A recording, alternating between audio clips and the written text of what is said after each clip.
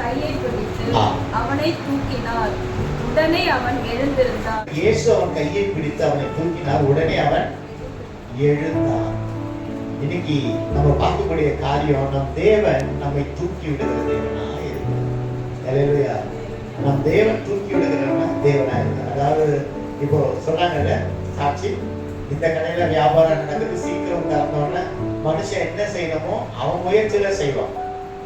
தூசியை கிளம்புவான், குப்பை நம்ம கடை முன்னாடி போடுவான், நம்ம எரிச்சல் உண்டு பண்ணுகிற மனிதர்கள் தான் நம்மளோட இருக்கும். பாருங்க, நீங்க நல்லா இருந்தீங்க அப்படின்னா உங்களை சுத்தி இருக்கிறவங்களுக்கு பிடிக்க மாட்டோம். நிச்சயம் 100ல 90 பேருக்கு பிடிக்காது. ஆனா அவங்களுக்கு நீங்க நல்லதும் செஞ்சிருக்க மாட்டீங்க, தீமையும் செஞ்சிருக்க மாட்டீங்க. நீங்க உங்க வாழ்க்கையை வாழ்ந்துட்டு போற பிள்ளைங்களா தான் இருப்பீங்க. ஆனாலும் என்ன நடக்குது? எரிச்சல் உண்டாக இன்னைக்கு உலகம் அப்படி ஒரு மனநிலையில போயிடுச்சு. உலகம் இன்னைக்கு அப்படி ஒரு பாவத்துல போயிடுச்சு. சக மனுஷனை நல்லா வாழ்றத எரிச்சலா பார்க்கக்கூடிய உலகம் போயிடுச்சு. ஒரு காலத்துல நம்மளும் அப்படிதான் இருந்தோம். ஆனா கர்த்தருக்குள்ள வந்த உடனே சந்தோஷமா இல்லையா?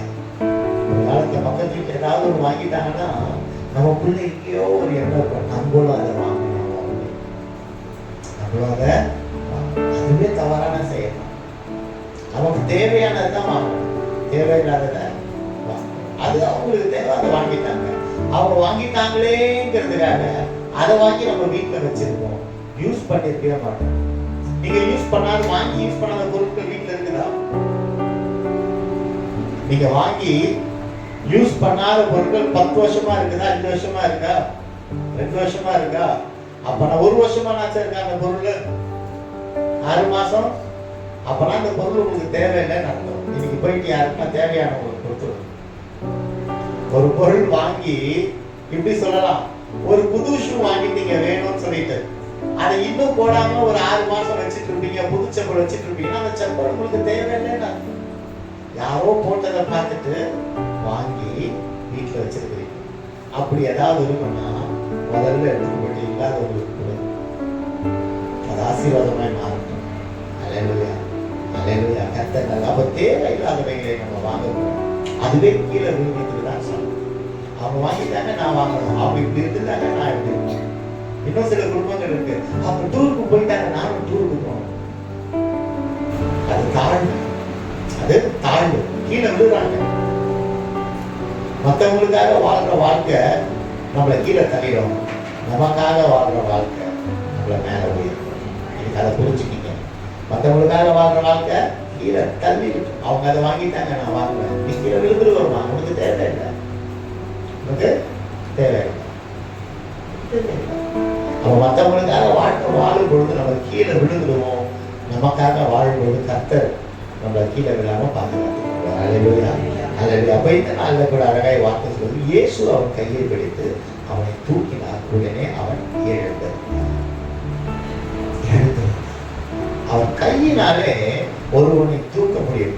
அவன் கை நம்மை தாங்குகிற கை மட்டும் அல்ல, நம்மை காக்குகிற கை மட்டும் அல்ல, அவருடைய கை நம்மை பிடித்து நடத்துகிற கையாக இருக்கிறது. அந்த கை பிடிக்க நான் என்ன செய்யணும்னா, அவர் கிட்ட போய் நான் நிக்கணும், அவ்வளவுதாங்க. அவர் பார்க்க நான் நிக்கணும். அவர் சமூகத்துல நான் நிற்கும் பொழுது அவர் அண்டையில வருகிற யாராய் வேணாலும் இருக்கட்டும், எந்த நிலையில அவன் கீழே விழுந்தவனாய் கூட இருக்கட்டும், அவன் கர்த்தர் சமூகத்தை வரும் பொழுது அவன் விழுந்த நிலையை கர்த்தர் பார்க்க மாட்டார். அவன் விழுந்த நிலையில தன்னை தாழ்த்தி அவனை தூக்கி விடுகிறவனாய் இருக்கிறான். விழுந்து போன மனுக்குலத்துக்காக ஒரே குமாரனை இந்த உலகத்திற்கு மனிதனாய் கொண்டு வந்து இறக்கி தெய்வத்தை, தெய்வத்தின் மகனை மனிதனாக மாற்றினார் என்றால் அந்த அன்பு எவ்வளவு பெருசுங்க, அந்த அன்பு எவ்வளவு பெருசு பாருங்க. அப்ப இன்னைக்கு விழுந்து போன நிலையில இருக்கிற நம்மை அவர் தூக்கி எடுக்கிறவராயிருக்கிறார். மத்தேயு மார்க்கின் புத்தகம் 9:26 வாசிங்க.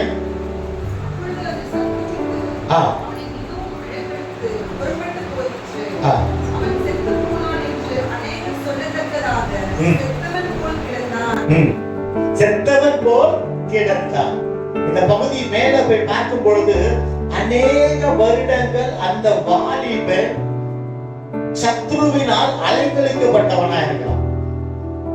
பிசாசு பிடித்தவன் போல நெருப்புல விழுந்திருக்கிறான், மேலிருந்து குதிச்சிருக்கிறான், தன்னைத்தானே கீறி இருக்கிறான், வேதனைப்பட்டவனாய் நோவு உடையவனாய் அவன் இருந்திருக்கிறான்.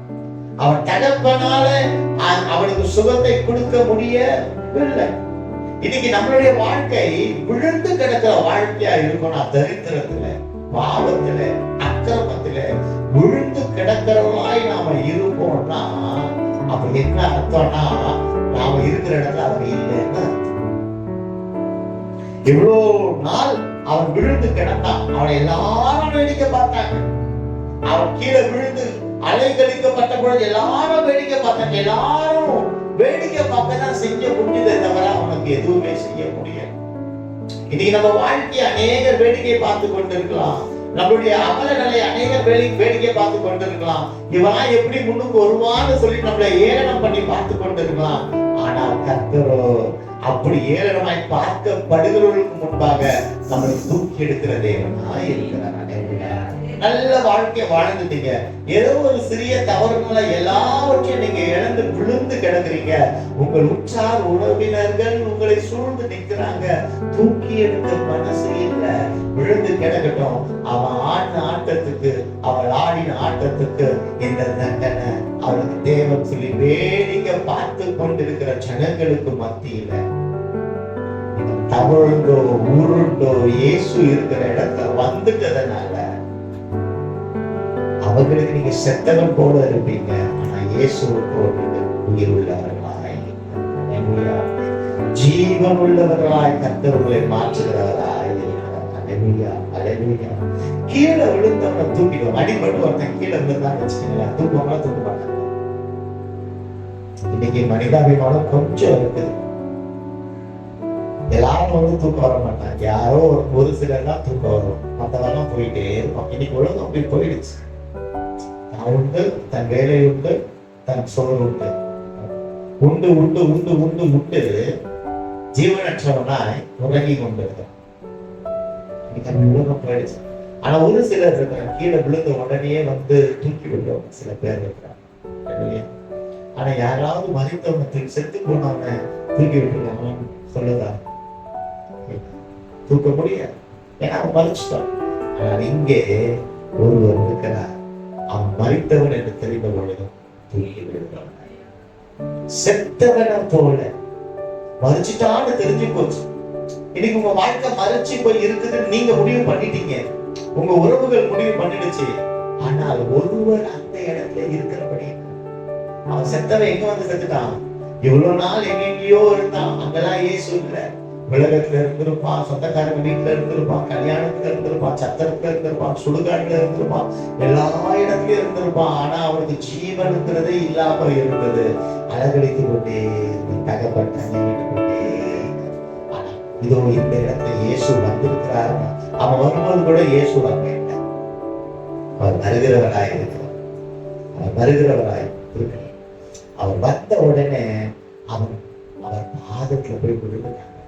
இன்னைக்கு நீங்க இயேசுவின் பாதத்துல வந்து விழுகிறதுனால என்ன நடக்கும்னா, உங்கள் பாவத்தின் வாழ்க்கை அடியோடு போயிடும், உங்கள் தரித்திரத்தின் வாழ்க்கை அடியோடு போயிடும். நல்ல வாழ்க்கை கிடைக்கிற இந்த வாழ்க்கைய எனக்கு வெறுப்பா இருக்கு நீங்க நினைப்பீங்கன்னா, இந்த வாழ்க்கையில ஒரு துளிரை ஆண்டவர் விளைய செய்கிறவராய், அன்பை ஆண்டவர் விளைய செய்கிறவராய் இருக்கிறார், அந்யோன்யத்தை ஆண்டவர் விளைய செய்கிறவராய் இருக்கிறார். அப்போ இது சுகித்து செழித்து வாழ உங்களுக்கு ஒரு வாய்ப்பு அவர் பாதத்திலே. செத்தவனை போல அவன் விழுந்து கிடந்தான், அவன் கையை பிடித்து இயேசு தூக்கினார் என்று சொல்கிறார். எல்லாரும் பார்க்கிறாங்க, இதோட முடிஞ்சு போச்சு இவனுடைய வாழ்க்கை, இதோட முடிஞ்சு போச்சு இவனுடைய நன்மை, இதோட முடிஞ்சு போச்சு இவனுடைய சாப்டர் அப்படின்னு சுத்தி இருக்கிறவங்க பார்க்கிற மத்தியில் இயேசு வந்தார். என்ன கரத்தை பிடித்து அவனை தூக்கி எடுத்தார். முடிந்தது என்று நினைத்த வேளையில அவனுக்கு ஒரு வாழ்வை கொடுத்து அவனை நடக்க வைத்தார். அல்லது நடக்க வைத்த தேவனை நாம் ஆராதிக்கிறபடியினால உங்கள் வாழ்க்கை முடிந்தது என்று எத்தனை பேர் சொன்னாலும், நீங்களே உங்க வாழ்க்கை முடிஞ்சிருச்சுன்னு சொன்னாலும் உங்க வாழ்க்கை முடியலங்க. அல்லேலூயா. உங்க வாழ்க்கை முடியல, நீங்க தோர்ந்து போய் வந்து இழந்து போய் வந்து முறையில கர்த்தர் சொல்லுகிற வார்த்தையானது, நீ இழந்தது உன்னுடையது, நான் உன்னை இழக்கிறேன். நீ உன்னை இழந்துட்ட, அதனால நீ தோத்து போயிட்ட. நான் இன்னும் உன்னை இழக்கல, அதனால நீ ஜெயிப்ப. அல்லேலூயா. நீ உன்னோடதே இழந்துட்ட, தோத்துட்ட. ஆனா நான் உன்னை இழக்கல, அதனாலதான் இன்னைக்கு சபையில இருக்கீங்க. அதனால நீ ஜெயம் பெற்ற. நம்ம இழக்கல, நீ ஜெயம் பெற்றாய். இன்னும் நீ பார்க்கக்கூடிய நல்ல வாழ்க்கை இருக்கு. வெயிட் பண்ண, எனக்காக வெயிட் பண்ண. நான் வரும் வரை என் பாதத்திலே காத்திரு. நான் எங்கே வருவேன் என்று அந்த இடத்துல நீ காத்திரு. நம்ம காத்திருக்கும் போது விடுதலை உண்டாகும். ஒருவனை அவர் குனிந்து தூக்கும் பொழுது விழுந்து கிடந்த எழுப்பிடுவான். எத்தனை பேர் எழுப்பணும்னு நினைக்கிறீங்க? தோல்வி உங்க முடிவல்ல. தோத்துட்டேன்னு சொல்லி நீங்க வருந்துறீங்க. என்கிட்ட யாரும் பேசிட்டு நீங்க வருந்துறீங்க. நான் எது செஞ்சாலும் தோத்து கூட நீங்க வருந்துறீங்க. தோத்த உங்களை விடுவிக்க அவர் வல்லமையுடையவராக. உங்க ஜெப ஜீவியத்துல விழுந்த உங்களை தூக்கி ஆசீர்வாதம் இழந்த உங்க வாழ்க்கையில தூக்கி எடுத்து ஆசீர்வாதத்தை தருகிற தேவனாய். சங்கீதத்தின் புஸ்தகம் 145:5 முன்பாக இதே வாலிபனை லூக்காவின் புஸ்தகத்துல என்ன சொல்லப்பட்டிருக்கோம்னா, கசக்கி பிழியப்பட்டது போல அவன் கிடந்தான் என்று வேதம் சொல்ல. அப்ப உங்க வாழ்க்கை கசக்கப்பட்ட நிலையில இருக்கும் அப்படின்னா, அவர் வந்ததுக்கு அப்புறம் கசங்கின நிலையில, கசக்கப்பட்ட நிலையில இருந்த உங்களுக்கு ஒரு வேல்யூவை கொடுத்து ஆண்டவர் அற்புதத்தை செய்கிறார். பெரியவராகவே இருக்கு. யாராவது எடுத்து பயன்படுத்த முடியுமா? யாராவது எடுத்து எழுத முடியுமா? சொல்லுங்க, யாராவது எடுத்து எழுத முடியுமா? இப்ப என் கரத்தினாலே நான் இதை கசக்கிட்டேன். இதுதான் நம்ம வாழ்க்கை. என் கரத்தினாலே எனக்கு இறைவன் கொடுத்த வாழ்க்கையை நான் கசக்கி போட்டுட்டேன். இது பிளெயின் பேப்பர் தான். என்கிட்ட அழகான பெண் இருக்கு, கோல்டன் பெண் இருக்குன்னு வச்சுக்கோ. இது கோல்டன் பெண்ணு தான். இது பிளெயின் பேப்பர் தான். நல்லா கசக்கிட்டேன், போட்டுட்டேன். இப்போ நான் இதுல எழுதணும்னு நினைச்சேன்னா, இந்த கசங்கின காகிதத்துல என்னால எழுதி ஒருத்தருக்கு தூது அனுப்ப முடியுமா? சொல்லுங்க, தூது அனுப்ப முடியுமா? இல்ல நான் என்னதான் தங்க பேனாவில நான் எழுதினாலும் இது ஒருத்தருக்கு பிரோஜனமா இருக்குமா? இதை போஸ்ட் பண்ண முடியுமா? உதாரணத்துக்கு கசங்கி போன நிலை. இன்னைக்கு நம்ம வாழ்க்கை பாவத்தினால, அக்கிரமத்தினால, வேதனையினால கசங்கி போன நிலையில என் வாழ்க்கை இருக்குது. ஆனால் அதுக்கு ஒரு வேல்யூ இல்லாம இருக்கு. எது வரைக்கும்? என் கையினால இருக்கிற வரைக்கும். இதுவே நான் உன்னை கசக்குகிறேன், இதுதான் இது கசக்கப்பட்டது. ஓகே, இதை நான் கசக்குறேன், போடுறேங்க. இது நான் இப்ப கடையில கொடுத்தா செல்லுமா செல்லாதா? கசங்கி இருக்கு. இதுவும் கசங்கி, இதுவும் பேப்பர் தான், இதுவும் பேப்பர் தான். ஆனா இதுக்கு ஒரு வேல்யூ இருக்குல்ல, இது ஒரு வேல்யூ இருக்குல்ல. ஏன் ஒரு வேல்யூ இருக்கு? இப்படி கசங்கி போன எண்ணெய் ஒருவர் வந்து அழகா நீட்டா கைய வச்சு தூக்குறதுனால, இதை என்னை இப்படி அழகா பண்ணி இது அவர் கரத்துல இருக்கிறபடினால, என் வாழ்க்கை கசங்கின வாழ்க்கை அவர் கரத்துல போகிறபடினால எனக்கு ஒரு வேல்யூ இருக்குங்க. கசங்கி போடப்பட்ட எண்ணெய் அவர் ரத்தத்தினால கழுவப்பட்டபடினால என் வாழ்க்கைக்கு வேல்யூ இருக்குங்க. இதுவும் பேப்பர் தான், இதுவும் பேப்பர் தான். ஆனால் இந்த பேப்பருக்கு வேல்யூ இருக்கு, இந்த பேப்பருக்கு வேல்யூ பயன்படுத்த முடியாது. இன்று ஒருவேளை இப்படிப்பட்ட நிலையில நம்ம வாழ்க்கை இருக்கும், நம்ம பாவத்தின் வாழ்க்கை, அக்கிரமத்தின் வாழ்க்கை, கீழே செத்தவனை போல இருப்போம் அப்படின்னா, ஒருவர் கரத்தை பிடித்து தூக்கி எடுக்கும் பொழுது அதற்கு வேல்யூ வந்துடுச்சு. அவர் தூக்குகிறவர் எப்படி தூக்குறாருன்னா, தன் ரத்தத்தை சிந்தி, தன் ரத்தத்தினால வேல்யூ இல்லாத எனக்கு அவர் ரத்தத்தினால சுத்திகரிப்பை கொடுத்து அவர் கையை பிடித்து தூக்கி எடுக்கும் பொழுது நான் வேல்யூ பார்க்கிறேன். இதனால் வரைக்கும் நீங்க மனிதர்களுக்கு கசக்கி பிடியப்பட்ட மனிதர்களா இருக்கலாம், ராசி இல்லாதவர்களா இருக்கலாம். ஆனால் இன்று ஒருவர் அவர் ரத்தத்தை உங்களுக்காக சிந்தினார் என்கிற உணர்வு வருகிறபடியினால, அவர் கரத்தினாலே உங்களை தூக்கினார் என்கிற எண்ணம் வருகிறபடியினால, வேல்யூ இல்லாத வாழ்க்கையில ஒரு வேல்யூவை கர்த்தர் தருகிறவரா இருக்கிறாரு. அல்லேலூயா. வேல்யூவே இல்ல ஐயா, நான் எங்க போனாலும் எனக்கு ஒரு நன்மையே நடக்கலையான்னு சொல்லி நீங்க அமர்ந்து கொண்டிருக்கிற இந்த வேலையில வேல்யூவாய் ஒருத்தர் வருகிறார். You are zero. ஆனா ஹீரோ ஒருத்தர் பக்கத்துல வருகிறபடினால, பூஜ்ஜியத்துக்கு முன்பாக 1 வந்ததுன்னா வேல்யூ, பூஜ்யத்துக்கு முன்பாக 1000 கொண்டு வந்தா அது வேல்யூ கிடையாது. அப்போ முன்னாடி தான் வரணும், பின்னாடி வருகிற அர்த்தம் இல்ல. வேல்யூ இல்லாத இருந்த உங்களுக்கு முன்பாக வந்து அவர் நின்று உங்கள் கையை பிடித்து தூக்குறபடியினால you are valued by grace of Jesus. அவரால் மதிப்பு பெற்றவர்கள் நல்லவராகவே இருக்காரு. சங்கீதம் 145 பார்க்கலாம். கர்த்தர் விழுகிற யாவரையும் தாங்கி மடங்கடிக்கப்பட்ட யாவரையும் தூக்கி விழுகிற யாவரையும் தாங்குகிறது. அது நல்லா புரிஞ்சுக்கங்க. மனுஷன் தாங்க இருக்க மாட்டான், தூக்க இருக்க மாட்டான். ஏன்னா நம்மளை விட அவன் வெயிட் கம்மியா இருப்பான். ஆனால் எவ்வளவு வெயிட்டா இருந்தாலும் நம்மை தாங்குகிற தேவன் ஒருத்தர், நம்மை தூக்குகிற கர்த்தர் ஒருத்தர். நீங்க கவலைப்பட வேண்டிய அவசியம் இல்லை. ஏன்னா அவர் கண் நம்மை பார்க்கிறபடினால யாரும் அறியாத என்னை தேடி வந்த தெய்வம். இவனிடம் இருக்கிற இடத்துல ஆண்டவர் போறாரு. அப்ப நீங்க இருக்கிற இடத்துல கர்த்தர் வருவார், உங்க குடும்பத்துக்குள்ள வர. அப்ப உங்க குடும்பம் கசக்கி பிடிக்கப்பட்டிருந்தாலும், உங்கள் உறவுகள் கசக்கி பிடிக்கப்பட்டிருந்தாலும், அந்த உறவுகளிலே இருந்து ஒரு ஜீவ ஊற்றை கர்த்தர் கர்த்தராலே உண்டு பண்ண முடியுங்க. உங்க பிள்ளைங்களுக்கு வேல்யூ இல்லாம இருந்திருக்கலாம் உங்க சொந்தக்காரங்க மத்தியில. ஆனா உங்கள் நிமித்தம் உங்க பிள்ளைங்களுக்கு வேல்யூ இருக்கணும். உங்க பிள்ளை இதெல்லாம் எங்க உருப்பட போது நிறைய பேர் சொல்லியிருக்கலாம். ஓகே, இன்னைக்கு உங்கள் நிமித்தம் உங்கள் பிள்ளைகள் அவர்கள் செய்கிற பாவத்திலிருந்து விடுதலையாக்கப்பட போறாங்க. அவர்களுக்கு எதெல்லாம் நேசிச்சாங்களோ அதெல்லாம் விட்டுட்டு அம்மா அப்பா நீங்க தான் எனக்கு உலகம், நீங்க சொல்றதை நான் செய்யறேங்கிறத சொல்லுகிற பிள்ளைங்க. ஏன் நீங்கள் ஆராதிக்கிற தேவன் ஜீவம் இல்லாத விழுந்து கிடக்கிற உங்கள் பிள்ளைகளை நீங்கள் வந்தது நிமித்தம் அவர் தூக்கி எடுக்கிறார். கணவன் தாறுமாறா இருப்பாங்கன்னா நீங்கள் வந்தது நிமித்தம் அவர் தூக்கி எடுக்கப்பட போகிறார். நீங்கள் வந்த நிமித்தம். ஆனா நீங்க நினைக்கிற நீங்க வரணும், தேவன் பாதுகாப்பு. அங்கதான் ஒரு வர முடியாதபடிக்கு நீங்க இருப்பீங்கன்னா நீங்க வரும் பொழுது உங்கள் நிமித்தம் யார் வேணாலும் அவர்கள் பாதுகாக்கப்படுவாங்க. கண்ணு உங்களை பார்த்திருக்கு, அந்த அழகான கண்ணு உங்களை பார்த்திருக்கு. அந்த அழகான கண்ணு உங்களை பார்த்தபடியினால உங்க குடும்பத்தை அந்த கண்ணு அவர் கண்ணை பார்த்த நீங்க உங்கள் குடும்பத்தின் அலங்கோலத்தை பார்க்க மாட்டீங்க. உங்கள் குடும்பத்தின்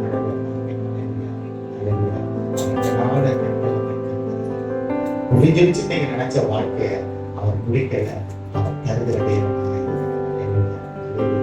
மோசேக்கு ஆண்டவர் நிறைய நியாயப்பிரமாணங்களை எழுதியிருந்தார். அது ஒரு நியாயப்பிரமாணம் பார்க்கலாம். உபாகமத்தின் புஸ்தகம் 22. சகோதரனுடைய கழுதையாவது அவனுடைய மாடாவது வழியிலே விழுந்து கிடக்கிறதை கண்டாயானால் அதை காணாதவன் போல் விட்டு போகாமல் அவனோட கூட அதை தூக்கி எடுத்து விடுவாயாக. நீங்க பாருங்கம்மா, ஆண்டவர் கர்த்தர் எவ்வளவு பெரிய இறக்கம் நிறைந்த பாருங்க. உன் பக்கத்து வீட்டுல இருக்கிற ஒரு சகோதரனுடைய மாடோ ஆடோ கோழியோ கீழே விழுந்து கிடந்தா அதை நீ தூக்கி எடுத்து அவனுக்கு உதவி செய்யன்னு சொல்ல. ஒரு மாட்டுக்கே ஒரு கழுதைக்கே தூக்கி எடுக்க நீ போன்னு சொல்றாருன்னா விழுந்து கிடந்த நம்மள தூக்காம போயிடுவாரா? விழுந்து கிடந்த உங்க வாழ்க்கைய தூக்காம போயிடுவாரா? விழுந்து கிடக்குறவங்க அவல நிலையில பார்த்துட்டு கடந்து போயிடுவாரா? அவர் கடந்து போகிற தேவன் அல்ல, அவர் நின்று தூக்கி எடுக்கிற தேவன். நல்ல சமாரியன். ஒருவன் அங்க வழியில விழுந்து கிடந்தான், திருடர்களால கொள்ளடிக்கப்பட்டு விழுந்து கிடந்தான். அங்க வராங்க 1 2 3 பேர் வர்றாங்க, தூக்கி எடுக்காம போயிட்டாங்க. ஏன்?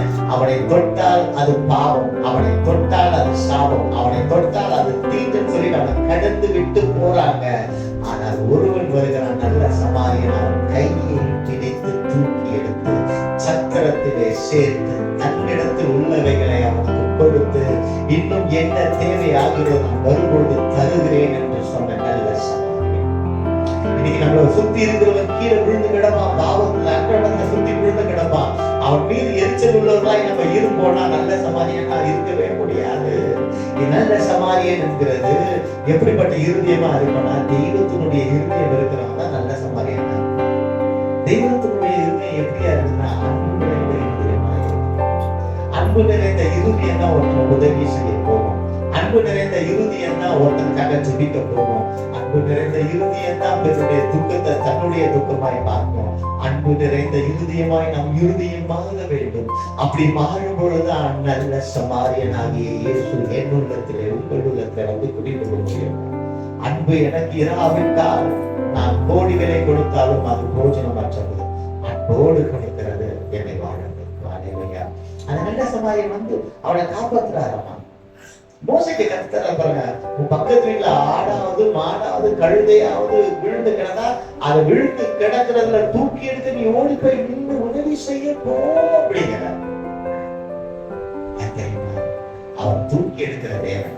ஒரு மாடு கூட கீழே விடக்கூடாதுன்னு நினைக்கிற தேவன். அவர் சாலையில பயன்பட்ட நாம் கீழே விழுந்தா விட்டுட்டு போயிடுவாரா? விடவே மாட்டார். உங்க வாழ்க்கையை கீழே விழுந்து நீங்க கிடக்கலாமா ஐயா, ஆனா விழுந்த இடத்துல நீங்க கிடக்க மாட்டீங்க. சீக்கிரத்துல உங்களை தூக்கி எடுத்துருங்க. கை கொடுத்தா கை தூக்கணுமா இல்லையா? ஒத்துழைக்கணுமா இல்லையா? அப்ப நீங்க ஒத்துழைக்கும் பொழுது அவர் உங்களை தூக்கி எடுக்கிறதா இருக்கிறார். பேதுரு ஐயா, இயேசுவே நீரே என்றால் நான் கடலிலே நடந்து வரேன் அப்படின்னு ஒரு வாப்பா அப்படின்னா இறைச்சல்னால அவர் கீழே விழுந்தார். ஆனா ஆண்டவர் கையை தூக்கினார். அந்த ஒரு காரியம் அழகா வெளிப்படுத்தினாரு. இருவரும் மீண்டும் படவிலே ஏறினார்கள். வேதம் சொல்லுங்க. கீழே விழுந்துட்ட, அவன் தூக்கிட்டேன், நீ என்னோட இனி வரக்கூடாது, நான் வேற பக்கம் போறேன், நீ வேற பக்கம் போ அப்படின்னு மனுஷனை போல அவர் சொல்லல. நமக்கு இருவரும் ஒன்றாய் நடந்திருப்பாங்களான்னு வேதம் சொல்லல. ஆனா ஒண்ணு தெரியுது, அவர் முன்னாடி நடந்திருப்பார், இவர் பின்னாடி. அப்போ அவருக்கு பின்னால போறவன் இனி கீழே விட மாட்டான். இனி கீழே விட மாட்டான். அதெல்லாம் புரிஞ்சுக்கங்க, சத்தியத்தை புரிஞ்சுக்கங்க. அவரை முன்னால வச்சுட்டு போறவன் இறைச்சல்ல பாவத்துல அக்கிரமத்துல கீழே விழுந்துடுவான். விழுந்துட்டு அப்படியே கிடக்கிறது ஒரு விதம்.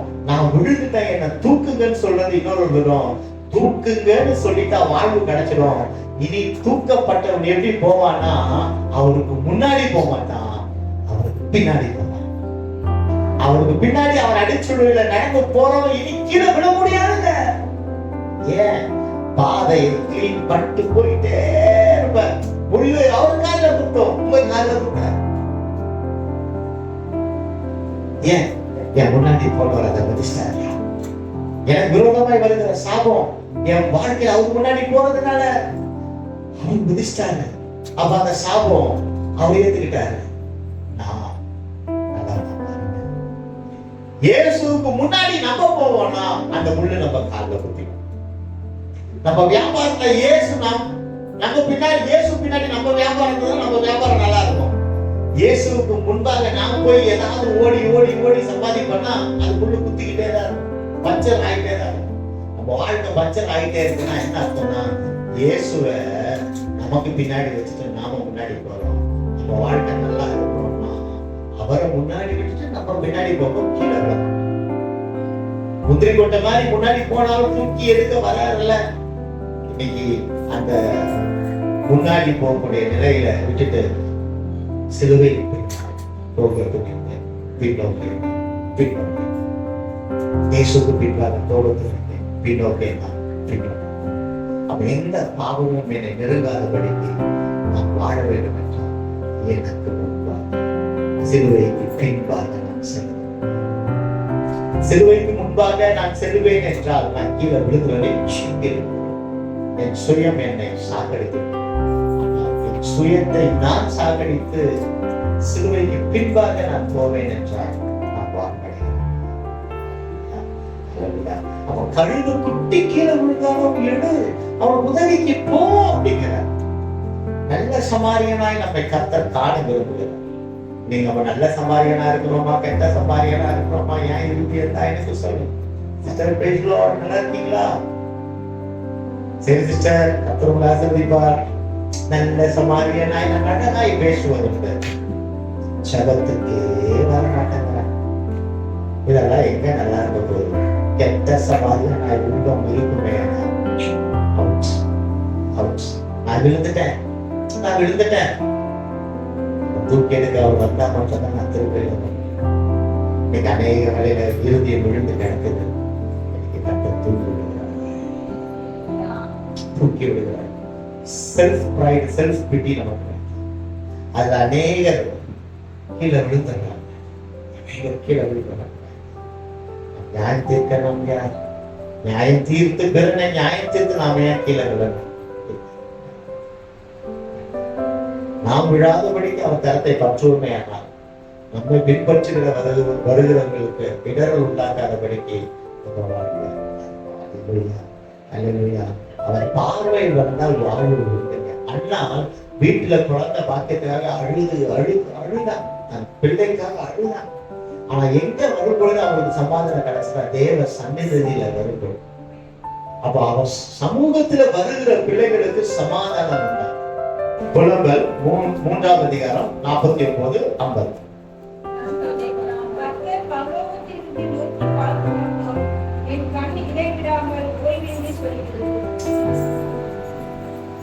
அப்போ நம்முடைய கண் எப்படி இருக்கணும்?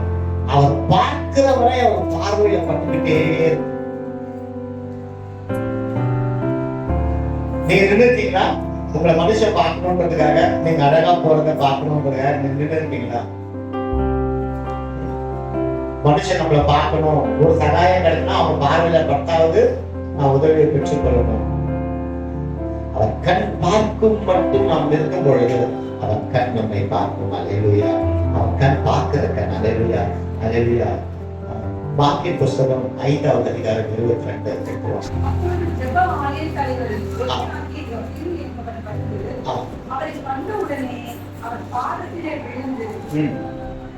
அவர் கண்ட உடனே அவன் பாதத்தில் விழுந்து, அவருடைய மகள் மரிச்சுட்டாங்க. அந்த மகளுடைய வாழ்க்கைக்காக எங்க வந்து விழுந்தாரு? இயேசுவின் இடத்துல வந்து விழுந்தார். இன்னைக்கு உங்கள் பிள்ளையுடைய நல்ல வாழ்க்கைக்காக, உங்களுடைய நல்ல வாழ்க்கைக்காக நீங்க எங்க வந்து விழணும்? இயேசுவின் பாதத்துல. அங்க பாருங்க, 40 வாசிங்க. 5:40.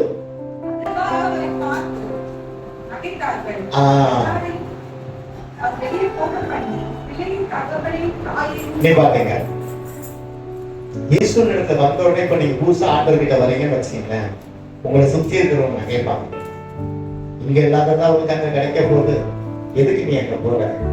வேஸ்ட், ஒண்ணுமே நடக்காது, வெட்கப்பட்டுதான் வருவ அப்படின்னு நம்ம கிண்டல் பண்ணுவோம். ஆனா 41 வாசிங்க.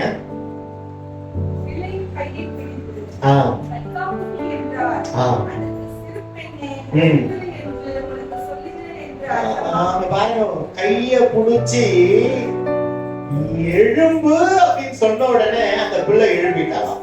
மரித்து போனவளை எழும்ப வைக்கக்கூடிய வல்லமை இயேசு நடக்கிறது. மரித்து போன நம்மளுடைய வாழ்க்கையை எழுப்பக்கூடிய வல்லமை கர்த்தராகிய இயேசு கிறிஸ்துவிடத்துல உண்டு. எந்த ஆசீர்வாதத்தை பெற்றுக்கொள்ள முடியலன்னு நீங்க நினைக்கிறீங்களோ அந்த ஆசீர்வாதத்தை பெற்றுக்கொள்ள கர்த்தர் உங்களுக்கு உதவி செய்கிறவராக இருக்கிறார்.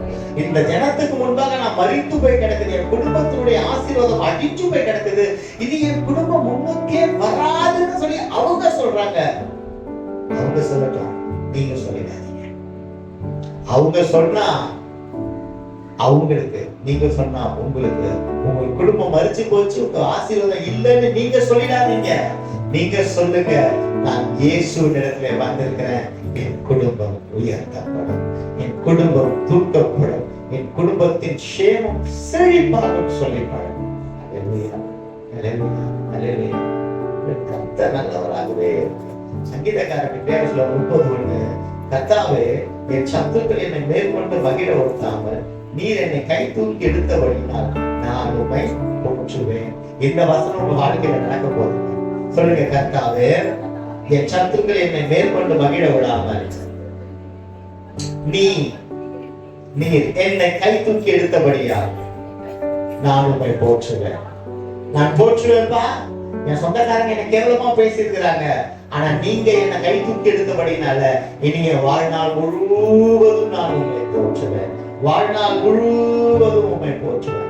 சங்கீதக்காரன் ஏன் ஆண்டவர் அப்படி சொல்றாருன்னா, உளையான சேற்றிலிருந்து கர்த்தர் தாவீதை தூக்கினவராக இருக்கிறார். சங்கீதம் 40:2-3 வாசிங்க. பயங்கரமான துளியிலும் உளையான சேற்றிலும் ஆ. என் கால்களை கண்மலையின் மேல் நிறுத்தி ஆ. என் அடிகளை உறுதிப்படுத்தி நமது தேவனை துதிக்கும் புதுப்பாட்டை அவர் என் வாயிலே கொடுத்தார். போதுங்க. எங்க பாருங்க, பயங்கரமான குழியில விழுந்து கிடந்தவனை தூக்கி எங்க வச்சிட்டானா? கண்மலையின் மேல வச்சிட்டான். அதுல பாதாளத்துல உங்க வாழ்க்கை போதும்னா உங்க வாழ்க்கையை தூக்கி கண்மலையின் மேல வைப்பார். அல்லேலூயா. கண்மலையின் மேல நிறுத்துகிறவர் நம்மோடு இருக்கிறார். மோசே கண்மலையின் மேல போய் நின்று யுத்தம் வரும்போது கைகளை உயர்த்தினார், வெற்றி வந்துருச்சு. அப்ப எங்க போறோம்ன்றது உங்களுக்கு தெரியும். கீழே விழுந்து கிடந்த நிலையில இருப்பீங்கன்னா, நீங்கள் குழியில இருந்தாலும் கண்மலையை நோக்கி கைகளை உயர்த்தும் பொழுது, எனக்கு ஒத்தாசை ஒரு பர்வதத்துக்கு நேராக என் கண்களை ஏறெடுப்பேன் என்று கரங்களை உயர்த்தும் பொழுது அங்கே வெற்றி உண்டாகுங்க. அல்லேலூயா. அங்க வெற்றி உண்டாகும். உங்க வாழ்க்கையில வெற்றி உண்டாகும். அல்லேலூயா. உங்க வாழ்க்கையில வெற்றி உண்டாகும். பாவத்திலிருந்து கர்த்தர் என்று தூக்கி இருக்கிறார். தரித்திரத்திலிருந்து கர்த்தர் தூக்கி எடுக்கிறவராக, சேற்றில் இருந்து வெளியே வர முடியாதபடிக்கு உழந்து கிடக்கிற வாழ்க்கையில இருந்து உங்களை சேற்றிலிருந்து தூக்கி எடுக்கிறவராக இருக்கிறார். நம் பாவக்கரை போக்குவதற்காக அவர் ரத்த கரையை ஏற்றுக்கொண்டவராக இருக்கிறார். அதில் நம்ம தூக்கி எடுக்கிறதுல ஒரு கரை தாங்க அவர் மேல பட்டது, ரத்த கரை. எந்த கரையும் அவர் மேல படவில்லை. அவர் ரத்த கரை நம் பாவக்கரையை நீக்கிறது. பாவத்தில் விழுந்து கிடந்த நம்மை தூக்கி எடுக்க அவர் ஆயத்தமா இருக்கிறார். கரத்தை நீட்ட ஆயத்தமா. அல்லேலூயா. சங்கீதம் 18:36 என் கால்கள் ஒழுவாதபடிக்கு நாம் நடக்கிற வழியை அகலமாக்கினீர். ஒரு சின்ன பாதையில போகும் பொழுதுன கீழே இடறி விழுவோம். ஒன்று 2 பாதையில போகும் போது இடறி விழுவோம். பாதையை அகலமாக்கிட்டார்னா இடறி விழ மாட்டோம். பரலோகத்தின் பாதை அகலமான பாதை. அந்த பாதையில நடக்கிறவர்களுக்கு இடர்கள் கிடையவே கிடையாது. சிலுவையின் பின்னால் போகிறவர்களுடைய பாதை அகலமான பாதை. அந்த பாதையில நடக்கிறவர்களுக்கு இடர்கள் இல்லவே இல்லை. சிலுவைக்கு பின்பாக போக நம்மை நாமே ஒப்பு கொடுக்கும் பொழுது பெரிய காரியங்கள் செய்ய கசங்கி போனது இப்படி. ஆனால் அவர் கரத்தை வேல்யூ எப்படி இருந்தார்னா, அவர் கரத்திலே வரும்போது வேல்யூவாய் பார்க்கப்பட்டேன். இந்த நிலையில இருந்த என்ன அவர் தூக்கி எடுத்து என்ன இந்த நிலைக்கு வேல்யூவா மாத்திட்டார். அவர் தாங்க வித்தியாசம். அவர்தான் உலகம் என்னை இப்படி பார்த்தது, என் தேவனோ இப்படி பார்த்தபடியினால, உலகம் பார்த்த விதத்திலே என் தேவன் என்னை பார்க்கவில்லை. என் தேவன் பார்க்கிற விதத்திலே உலகம் என்னை பார்க்கும்படியாய் ஒரு வேல்யூவை கொடுத்துட்டாரு. ஏன்னா என்னை தூக்கி எடுத்துட்டாரு.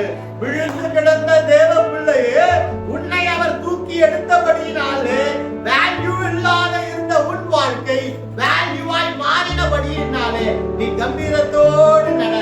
எந்த இடத்துல வெட்கப்பட்டு நின்றாயோ, எந்த இடத்துல அவச்சொல்லுக்கு ஏளன சொல்லுக்கு ஆளானாயோ, இன்று அந்த இடத்துல நீ நிற்பாய். ஆனால் உன்னோடு ஒருவர் இருக்கிறார். அவர் உன்னை தூக்கி எடுத்த பரம இயேசு கிறிஸ்து. அவர் உன் பட்சத்திலே இருக்கிறபடியினாலே உனக்கு உண்டான கனத்தை அவர் பெற்று தருவது மிக நிச்சயம். வாழ்வை இழந்த உனக்கு வாழ்வை தருகிறவர் உன்னோடு இருக்கிறார். கலங்கி நிற்கிற இந்த வேளையில கலங்காதபடிக்கு கடந்து போ. தேவன் கூட வருகிறவராக இருக்கிறார். சிலுவைக்கு பின்பாக போக துணிந்த உனக்கு வெற்றியின் பாதை நிச்சயம், விடுதலை சத்தியம். அன்பின் தகப்பனே, வந்த ஒவ்வொருத்தரையும் ஆசீர்வதிங்கப்பா. இந்த பிள்ளைகள் எல்லாம் கீழே விழுந்த பிள்ளைகள் ஆண்டவரே, எங்களை தூக்கி எடுத்து மீண்டுமாய் எழும்ப திரும்ப பாராட்டினரே. அதற்கான நன்றி. வந்த வண்ணமாய் இல்லாதபடிக்கு பிள்ளைகள் செழித்தோங்கி வாழும்படியாய், குடும்பத்திலே சந்தோஷம், அந்யோன்யம், ஐக்கியம், சமாதானம் நிலைத்திருக்கும்படியாய் திரும்ப பாராட்டு. இன்று வந்தது நல்லது என்று பிள்ளைகள் சொல்லும்படியான ஜீவ சாட்சிகளை கர்த்தர் எழுப்புகிறார்கள். இயேசு கிறிஸ்துவின் மூலமாய் வேண்டுகிறோம் நல்ல தகப்பனே. ஆமென்.